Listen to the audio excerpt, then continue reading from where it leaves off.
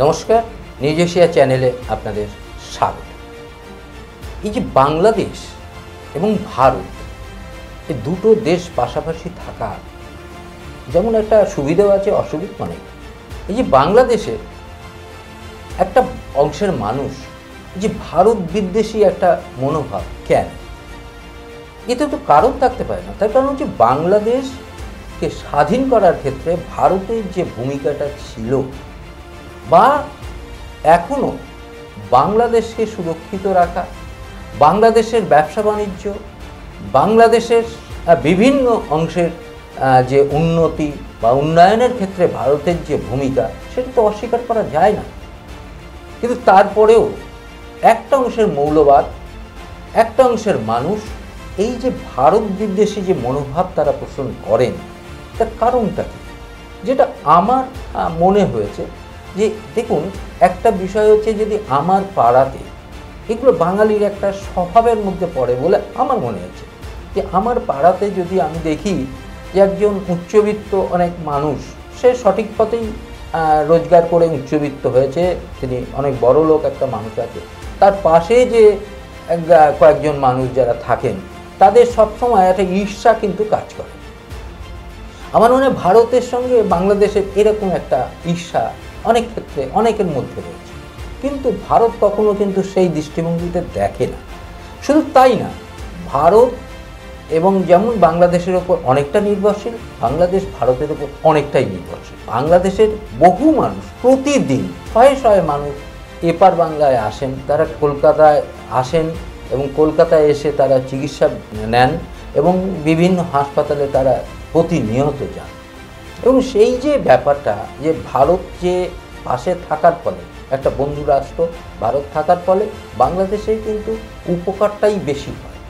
এবং সবচেয়ে আরেকটা যে লেনদেন হয়, ব্যবসায়িক লেনদেন, যে কাঁচা মাল যেগুলো ভারত থেকে বাংলাদেশে যায় এবং বাংলাদেশ থেকে কিছু জিনিস আসে, এই যে আদান প্রদান, এইটা কিন্তু দুটো দেশের একটা আর্থিক পরিমণ্ডলের ক্ষেত্রে একটা বড় সাহায্য করে থাকে। তারপরেও এই যে ভারতের বিরুদ্ধে লাগাতার একটা যে বিষয়টা কেন, আমার যেটা মনে হয়েছে সেটা হচ্ছে দেখুন, 1971 সালে যখন যুদ্ধটা হয়েছিল, সেই 71 সালের যুদ্ধের পরে যখন ভারত সেখানে থেকে পাকিস্তানের বিরুদ্ধে যুদ্ধ করে, যারা এই যে জামাত বলে যারা মৌলবাদী, এই মৌলবাদী শক্তিকে উৎখাত করার চেষ্টা করে এবং তাদের পরাজিত করে সেখানে নতুন একটা দেশ গঠন করার ব্যাপারে সক্রিয় ভূমিকা নিয়ে তাদের হাতে তুলে দেওয়া হয়েছিল এবং একটা নতুন দেশ গঠন হলো, পাকিস্তান থেকে বিচ্ছিন্ন হয়ে যে দেশটা গঠন হলো।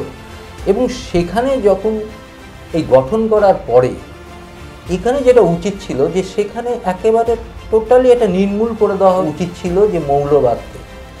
এই মৌলবাদের কিছু অংশ সেখানে কিন্তু থেকে গেছে, যারা রাজাকার হিসাবে যারা পরিচিত ছিল, এই তারা কিন্তু সেখানে থেকে গেছে, যারা পাকিস্তানের সেনাদের সঙ্গে হাত মিলিয়ে যারা বাংলাদেশিদের খুন করেছিল সেই সময়, তারা কিন্তু সেখানে তাদের প্রজন্মের পর প্রজন্ম তারা থেকে গেছে এবং তাদের মানসিকতা কিন্তু পরিবর্তন সেই অর্থে ঘটে। সেই মানুষগুলোই কিন্তু আজকে বিস্ফোরণ হিসাবে দেখা দিচ্ছে, তাদের যে সমস্ত কথাবার্তা, তাদের হালচাল, এই সমস্ত হচ্ছে। তার কারণ দেখুন, এই যে একটা ছাত্র আন্দোলন চলছে, সেই ছাত্র আন্দোলনে ছাত্ররা কখনোই ভারত বিদ্বেষী কোনো স্লোগান কিন্তু তারা দেননি, এটা কিন্তু সত্যি। ছাত্ররা কখনো চায়নি যে ভারতের বিরুদ্ধে একটা স্লোগান দিতে হবে, ওরকম একটা আন্দোলনের, কোটা আন্দোলনের পরিপ্রেক্ষিতে। কিন্তু সেখানে একটা অংশের মৌলবাদ, তারা কিন্তু ভারত বিদ্বেষী সেখানে স্লোগান দিয়ে সেই ছাত্রদের আন্দোলনটাকে অনেকটাই কলুষিত করেছে। কিন্তু ছাত্রদের আন্দোলনটা ছিল খুব সুন্দর এবং প্রকৃতপক্ষে যুক্তিসঙ্গত একটা দাবি নিয়ে তারা কিন্তু আন্দোলনটা করছিলেন এবং সেই আন্দোলনের সপক্ষে সারা বিশ্বের তাবড় মানুষ তারা সাপোর্ট দিয়েছিল ছাত্রদের আন্দোলনে, তাদের দাবিগুলোর ক্ষেত্রে। তার পরবর্তীকালে আমরা যেটা দেখলাম, যে সেই আন্দোলনটাকে ভিন্ন মুখে প্রবাহিত করার জন্য কিছু রাজনৈতিক দল এবং কিছু মৌলবাদী তারা সেখানের মধ্যে ঢুকে গিয়ে সেই আন্দোলনটাকে হাইজ্যাক করার চেষ্টা করলো এবং কিছুটা করেছে, সম্পূর্ণ না করলেও কিছুটা তারা হাইজ্যাক করেছে এবং তার পরিপ্রেক্ষিতে যে ঘটনাটা আমরা লক্ষ্য করলাম যে হাসিনার তার শাসনের অবসান, প্লাস হচ্ছে পরবর্তী যে জায়গায় আমরা দেখলাম যে ব্যাপক হারে সেখানে ভাঙচুর এবং অশ্লীলতার সঙ্গে বিভিন্ন রকম ঘটনা লক্ষ্য করলাম। গণভবনে যেভাবে লুটপাট করা হলো, এটা কোনো সুশিক্ষিত একটা সাংস্কৃতিক সম্পন্ন সমাজের লক্ষ্য হতে পারে না। সেখানে প্রতিবাদ দরকার ছিল, সেখানে মানুষের স্বতঃস্ফূর্ত একটা প্রতিবাদ, যেমন স্বতঃস্ফূর্ত আন্দোলনের একটা প্রতিবাদ যেমন এসেছিল, তেমন এই লুটপাট এবং ভাঙচুরে মানে কয়েকশো থানা পুরো আগুন লাগিয়ে দেওয়া হয়েছে, কিন্তু জাতীয় সম্পদ এভাবে নষ্ট করা হলো। এর জন্যে একটা প্রতিবাদ কি ছিল, থাকা উচিত ছিল না? এই যে এখন যে গঠনের আন্দোলন, এখন যে আন্দোলনটা হবে, তাদের তো নিজের মধ্যে সেই আন্দোলনটা গড়ে তুলতে হবে, যেখানে যারা এই ধরনের ঘটনা ঘটেছে তাদের দৃষ্টান্তমূলক শাস্তির কিছু দরকার আছে। মানুষকে মেরে ঝুলিয়ে দেওয়া হচ্ছে, এটা কী ধরনের নৃশংসতা? এই নৃশংসতা থাকবে কেন? প্রকাশ্যে দেখছে এবং সেটা মানুষ আবার দেখছে, তার প্রতিবাদ নেই। সেই অর্থে এটা কী ধরনের হচ্ছে? বঙ্গবন্ধু মুজিবুর রহমানের মূর্তিকে মানে ভেঙে দেওয়া হচ্ছে, এটা কী ধরনের প্রতিবাদ? এটা মৌলবাদী একটা ভাবনা থেকেই এটা হচ্ছে। এটা তো অস্বীকার করার জায়গা নেই যে বঙ্গবন্ধু দেশটাকে স্বাধীন করেছে। আরেকটা কি দিয়ে দেখলাম যে এই যে যারা রাজাকার বলে স্বাধীনতা আন্দোলনে যাদের রাজাকার হিসাবে যাদের অভিহিত করা হয়েছিল, তাদের একটা বড় অংশ যারা মৌলবাদে বিশ্বাস, যারা ধর্মীয় ব্যাপারটাকেই প্রধান আকারে দেখে, যাদের সামাজিক বা গণতান্ত্রিক যে ব্যবস্থাপনা যাদের কাছে খুব একটা বড় পছন্দের না, যারা ধর্মীয় লাইন ধরেই শাসন ক্ষমতা চায়, যারা সেখানে থাকতে চায়, তাদের একটা অংশ যেটা করলেন, যেটা সরকারকে না দেখিয়ে তারা দিনের পর দিন সেখানে প্রচুর মাদ্রাসা তৈরি করলেন এবং সেখানে ছোটোবেলা থেকে, সেই মাদ্রাসা ছোটোবেলা থেকে তাদেরকে সেই শিশুদের মাথার মধ্যে একটা মৌলবাদ ঢুকিয়ে দেওয়া এবং বিদ্বেষী মনোভাব ঢুকিয়ে দিয়ে একটা ভারত বিদ্বেষী ভাবনা তৈরি করবে। এখন দেখুন, এই যে ভারতে কি আবার বাংলাদেশ বিদ্বেষী নেই? আছে, অবশ্যই আছে, কিন্তু সেটা তো যুক্তিসঙ্গত নয়। সেটা কিন্তু ভারতের অধিকাংশ মানুষ সেটাকে পছন্দ করেন না। আবার বাংলাদেশের বহু মানুষ এই যে ভারত বিদ্বেষী যারা, তাদেরকে কিন্তু আবার পছন্দ করেন, এটা যেমন সত্য।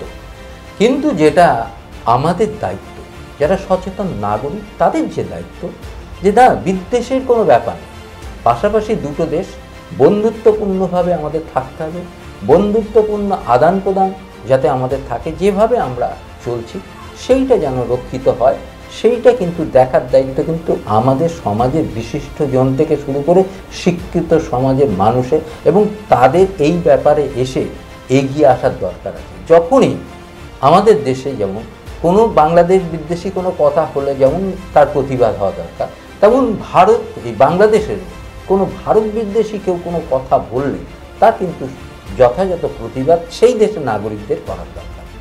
এই যে উভয় দেশের মধ্যে এই যে বন্ধুত্বপূর্ণ যে সম্পর্কের জায়গাটা যদি আমরা এইভাবে রক্ষিত করতে পারি, তাহলে আমাদের বাংলাদেশ, আমাদের ভারত দুটোই আমাদের কাছে সমানভাবে মর্যাদায় থাকবে। এবং কেন আমরা একই ভাষাভাষীর মানুষ, এপার শুধু একটা নদীর ব্যবধান, এপার ওপার, এই বিষয়টাকে কেন আমরা এত দূরত্ব রেখে দেবো? কেন আমরা হিংসার আশ্রয় নেব? কেন আমাদের মধ্যে একটা ক্ষোভ থাকবে, একটা বিদ্বেষ থাকবে? এইটা থাকবে কেন?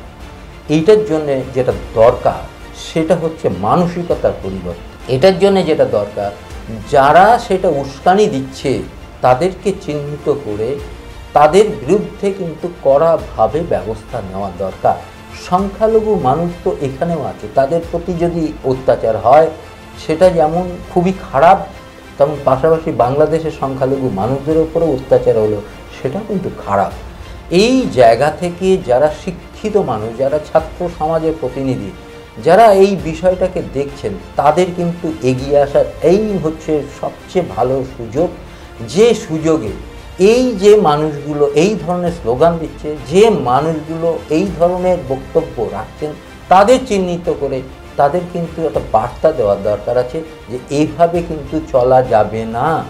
আমরা পাশাপাশি দুই দেশ, আমরা বন্ধুত্বের সঙ্গে সেটাকে রক্ষা করতে চাই, আমরা একে অপরের পরিপূরক হিসাবে কাজ করব, এই ধরনের মানসিকতা নিয়েই চলতে হবে। কে ছোট কে বড় দেশ কে ছোট দেশ, এটা কিন্তু বন্ধুত্বের কোনো বিষয় নয়। বন্ধুত্বের বিষয় কিন্তু আন্তরিকতার মধ্যে দিয়ে সৃষ্টি হবে। সেখানে ভারতবর্ষ অনেক বড় দেশ, আমরা অনেক ছোট দেশ, এই সব ভাবার ব্যাপার নেই। ভারতবর্ষ অলিম্পিকে মেডেল আনে, আমরা পারি না। ভারতবর্ষ ক্রিকেটে বড় একটা জায়গা নেয়, তার জন্য আমাকে পাকিস্তানকে সাপোর্ট করতে হবে, এই ধরনের বিষয় না। কারণ দেখুন, যদি আপনি বিপদে পড়েন, তখন ভারতবর্ষ যেহেতু আপনার বন্ধুর পাশের দেশ, আপনাকে গিয়ে আগে গিয়ে ভারতবর্ষই কিন্তু আপনাকে সাহায্য করবে। সেখানে কিন্তু পাকিস্তান দূর থেকে এসে আপনাকে কিন্তু সহযোগিতা করবে না বা অন্য দেশ করবে না। অতএব এই জায়গাটা কিন্তু বাংলাদেশে যারা বসবাস করেন তারা আমাদের এই বিষয়টাকে বুঝতে হবে। অতএব যেমন এটা সত্যি, তেমন দেখুন, আমি একজন ভারতবাসী হিসাবে এই কথাটা বলতে পারি যে আমার দেশের প্রধানমন্ত্রীকে আমি পছন্দ করি আর না করি, কিন্তু অন্য একটা দেশের নাগরিক যদি আমার দেশের প্রধানমন্ত্রীর বিরুদ্ধে কোনো কথা বলে, সেটা কিন্তু আমি সহ্য করব না। ঠিক একইভাবে আপনার দেশে যারা শাসন করছেন তাদের বিরুদ্ধে যদি কেউ কথা বলে, সেটাও কিন্তু আপনি সহ্য করতে পারবেন না। কারণ এটা দেশ এবং দেশের মধ্যে একটা বিষয়, এবং যেখানে দেশের বদনাম কিন্তু যেমন আপনার সহ্য হবে না, তো আমার দেশের বদনাম আমার সহ্য হবে না। অতএব এইরকম একটা জায়গা থেকে আমাদের উভয় দেশের নাগরিকদের একটা জায়গা আনতে হবে। সেটা হচ্ছে যে আমরা একে অপরের পরিপূরক হিসাবে কাজ করব, এবং আমাদের কাজের মধ্যে যেন কখনোই বিদ্বেষী মনোভাব না থাকে। আমাদের চ্যানেলটাকে দেখবেন, আমাদের চ্যানেলটাকে সাবস্ক্রাইব করবেন। নিউজ এশিয়া, গণতন্ত্রের কণ্ঠস্বর।